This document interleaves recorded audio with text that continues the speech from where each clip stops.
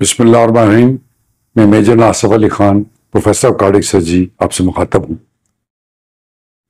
آج میں آپ کو بتاؤں گا کہ دل کی امراض کی نشانیاں کیا ہیں، کیسے کیسے مریض بیہیو کرتا ہے، اور اس کو ڈائگنوز کرنے کا، اس کو تشخیص کرنے کا کون کون سے ٹیسٹ ہیں ہمارے پاس.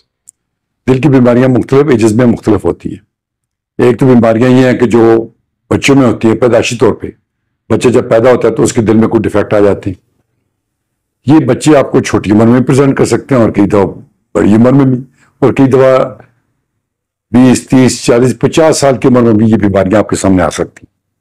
بچوں کی جو پیدائشی بیماریاں ہوتی ہیں وہ ان میں عموماً دل میں سوراخ ہوتے ہیں، کوئی کھانے ٹیڑھے ہوتے ہیں، کوئی obstruction ہوتی ہے، کوئی ممبرین سی ہوتی ہے جو کہ اس کے راستے میں رکاوٹ پیدا کر رہی ہے، اور یا پھر پیدائشی طور پہ اس کا دل ویک ہوتا ہے، کارڈیومایوپیتھی ہوتی ہے، ہارٹ ویک ہوتا ہے.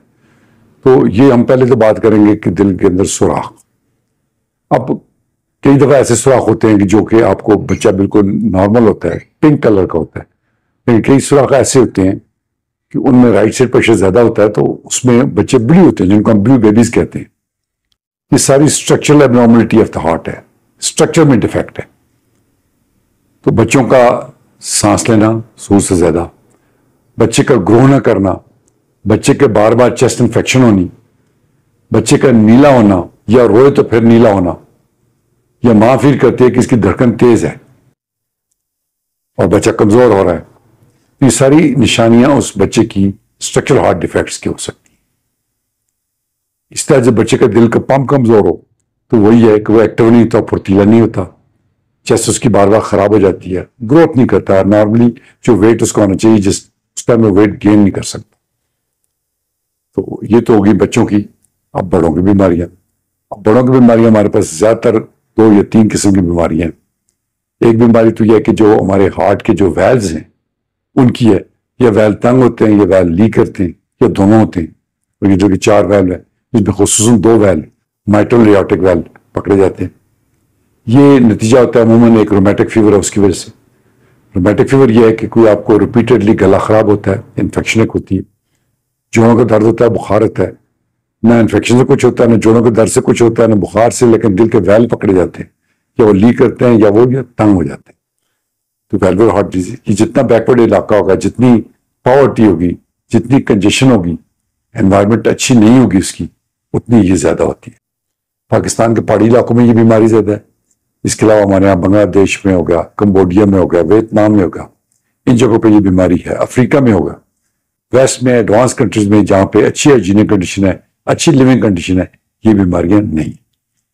ان کی تکلیف یہی ہوتی ہے بندے کو کہ اس کو سانس پھولتا ہے، دھڑکن تیز ہوتی ہے اور تھکاوٹ سی ہو جاتی ہے، وہ کام نہیں کچھ کر سکتے.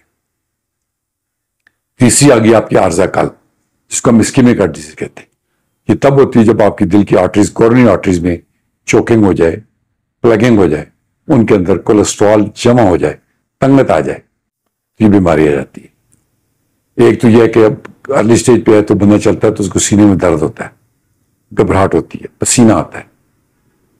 کئی دفعہ یہ پرابلم نہیں ہوتی اور آل آف اے سڈن اس کو ہارٹ اٹیک ہوتا ہے. اب دل کی بیماری میں پہلے بھی کہہ چکا ہوں، ملٹیپل فیکٹرز ہیں. جو آج کل پاکستان میں ہم کامن دیکھ رہے ہیں وہ ہے شوگر.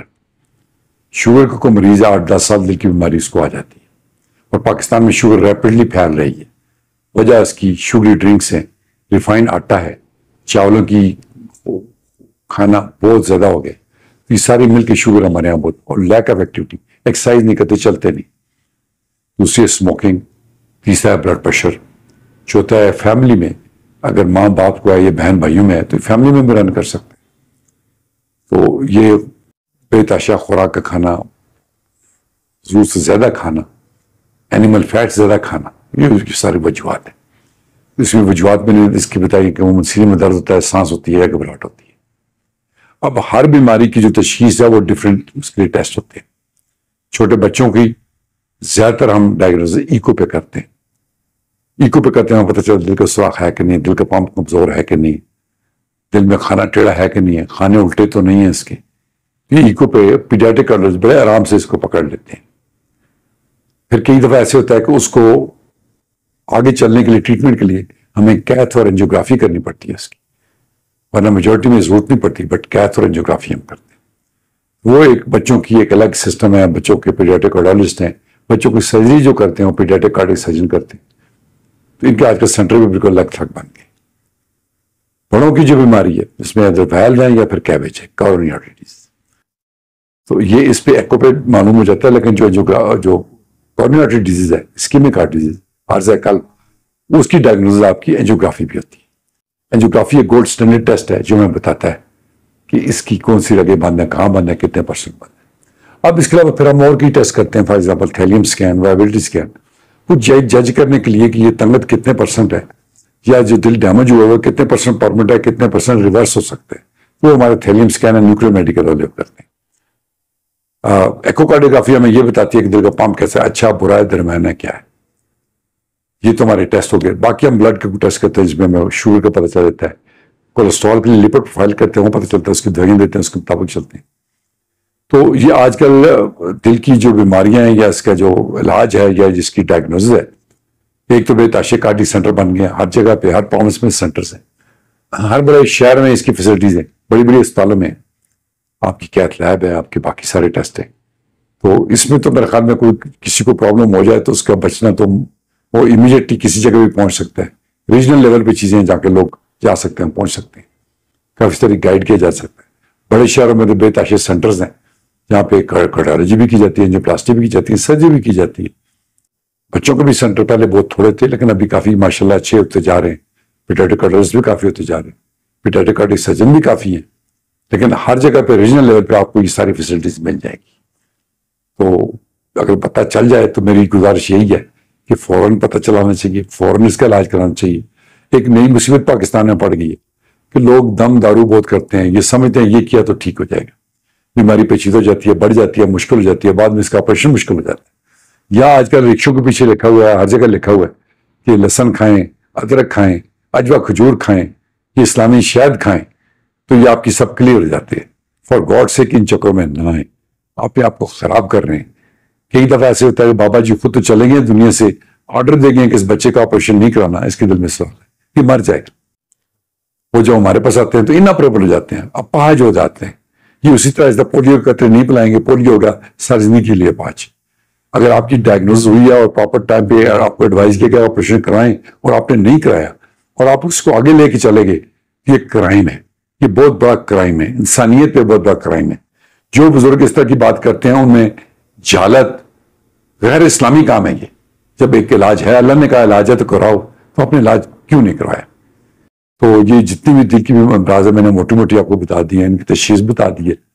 پاکستان میں اس وقت جدید ترین علاج ہو رہا ہے سوائے کارڈک ٹرانسپلانٹ کے، جو کہ ہم نہیں کر سکے، بدقسمتی کے مختلف وجوہات میں ہم نہیں کر سکے۔ باقی تمام ہر قسم کا سرجری بھی، میڈیکل بھی اور انٹرونشن بھی ہر طرح کی ہو رہی ہے۔ تو مطلب ہے آپ یہ نہیں کہہ سکتے پاکستان ابھی کسی چیز سے پیچھے۔ جو جہاد ہم نے آج سے 40-50 سال پہلے شروع کیا تھا، اب بھی ماشاءاللہ ہمارے لگائے ہوئے پودے ہر جگہ پہ ہے، ہر جگہ کی بہترین ٹریٹمنٹ دے رہے ہیں اپنی فیسلٹی پر۔ اگرچہ یہ مہنگا کام ہے، پھر بھی گورنمنٹ اسپتالیں کافی اس کو اسپانسر کر رہی ہیں، ہیلتھ کارڈ سے کافی کچھ ہیلپ مل جاتی ہے، لیکن اس کا علاج ہے اور علاج کروانا چاہیے، بہتر زندگی کے لیے، مستقبل کی بہتر زندگی کے لیے علاج کرتے ہیں۔ بہت شکریہ۔